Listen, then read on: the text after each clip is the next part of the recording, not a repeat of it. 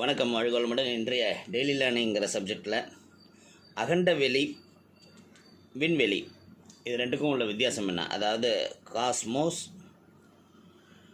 Space இது ரெண்டுக்கும் உள்ள டிஃப்ரென்ஸ் என்னங்கிறத படித்தேன். அது உங்களுக்கு காஸ்மோஸ் என்பது மொத்தமாக அகண்ட வெளியை குறிக்கும். அதில் ஒரு துளி தான் விண்வெளி, ஸ்பேஸ். பூமியை சுற்றி இருக்கும் வாயுமண்டலம் 5 லேயர்களால் ஆனது. இது ட்ரோபோஸ்பியர்னு சொல்லுவாங்க ஆரம்பித்து, அதாவது 10.5 மைல் வரை. அதுக்கப்புறம் எக்ஸோஸ்பியர்ங்கிறது 310 மைல் வரை. அதற்கு மேல் அவுட்டர் ஸ்பேஸ்ன்னு சொல்லுவாங்க அதை. அதனால் இந்த அகண்ட வெளி காஸ்மோஸில் ஒரு துளிங்கிறது தான் ஸ்பேஸுங்கிறது புரிஞ்சுக்கணும். ஏன்னா இது ரெண்டும் ஒன்று கிடையாது. காஸ்மோஸுங்கிறதும் காஸ்மிக் எனர்ஜிங்கிறது ஸ்பேஸுங்கிறதும் ரெண்டும் ஒன்று கிடையாது.